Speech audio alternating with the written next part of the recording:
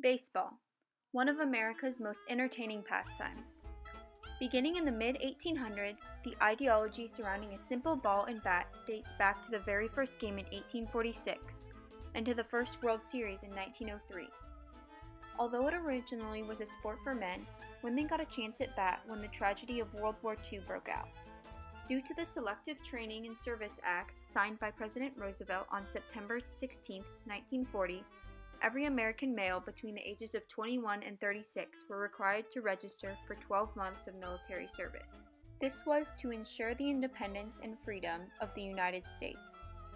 This left many baseball teams like the Brooklyn Dodgers, Chicago White Sox, and most importantly, the Chicago Cubs without players. With the decline in players, major league teams were scrambling to find a way to save the sport while minor league teams were already disbanding. One man, Philip K. Wrigley, who was the Chicago Cubs owner, took the initiative to save their franchise by doing something extraordinary. His committee recommended the introduction of the girls softball league players to Major League Baseball if attendance fell due to the loss of quality players. This gave women a chance to break norms and prove to the public how strong they really were. As a result of the tragedy of World War II, empowered women found triumph by establishing the first professional female baseball league, which sparked the battle for female equality in athletics. This eventually helped better develop the modern women's sport of softball. In the early winter of 1942, Wrigley assembled a team of assistants to study the probability of a professional women's league. His team was made up of advertising executive Arthur Meyerhoff, lawyer Paul Harper, and Ann Harnett, who had organized many of the women's softball teams throughout the United States. Even though his plan to integrate women sounded like a perfect solution to him, it was seen as radical to the other 7 teams in the National League because they did not believe he would succeed. Because he could not play in any of the National League stadiums, he organized teams closer to the Midwest, near Chicago, so that the players were closer to home. After founding his organization, the All-American Girls Softball League, news was spread about tryouts held in the spring of 1943 in Chicago. Later on, the name was changed to the All-American Girls Professional Ball League. People from all parts of the United States, Canada, and even Cuba came to... We had exhibition game. Okay. And to let you know, I pitched that one game. And how old were you when you pitched in this exhibition I game? was 14. You were 14 years old, 13 or 14. Women of all ages made the team, some as young as 15 and many 17 or 18.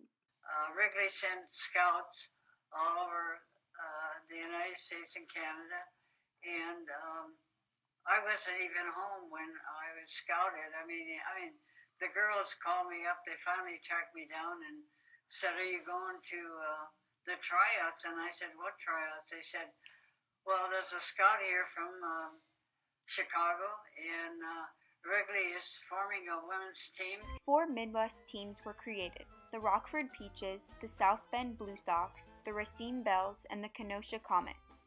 Each team played a 54-game schedule. The salary for players in the league was very high. They were paid $45 to $85 in a week, many making more than their parents. The creation of an all-girls baseball team was a triumph for many, leading to the concept of femininity. This was the main idea surrounding the league because Wrigley embraced the idea of an all-women's sport.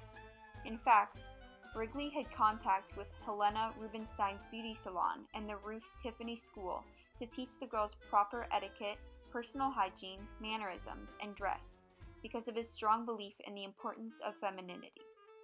Father Max Carey, president of the league, ordered that no pants-wearing, tough-talking female softballers will play on any of our 4 teams.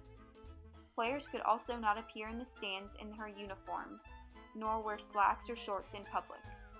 Some other general rules were that all social engagements must be approved by a chaperone, and no smoking or drinking was permissible.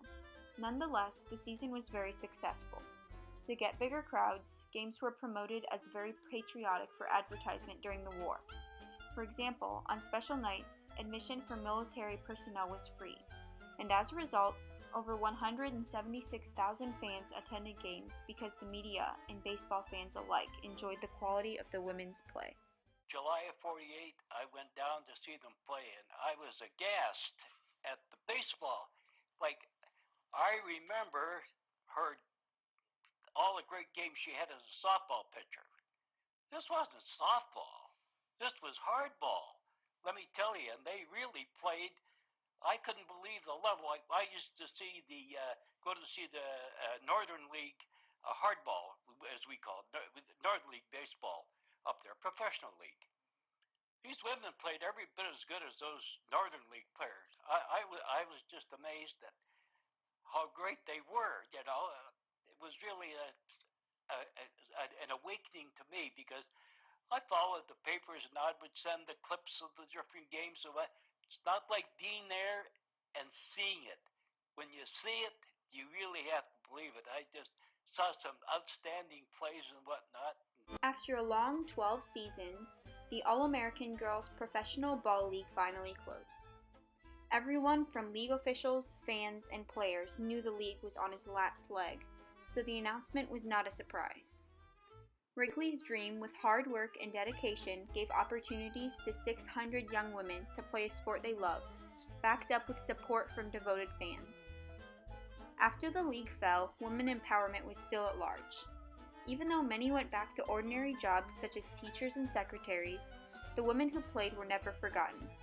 In 1985, former Vice President and Chief Curator of the National Baseball Hall of Fame and Museum, Ted Spencer, began working on the idea of making an exhibit over the All-American Girls Professional Ball League. The only problem was that he needed artifacts for the museum. After working with Annis Mall, who was writing an article about the AAGPBL, he got in contact with former baseball player Dottie Collins. From there, the museum's collection of artifacts increased, and plans to open an exhibit about women in baseball were put in place. Finally, on November 5, 1988, the exhibit was opened. The opening of the exhibit in the Baseball Hall of Fame was marked as a very important date for women in society because it displayed the importance of the league throughout the century.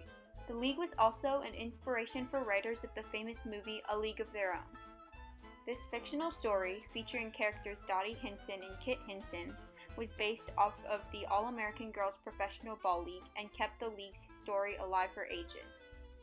In 2012, the movie was selected for preservation in the United States National Film Registry by the Library of Congress as culturally, historically, or aesthetically significant.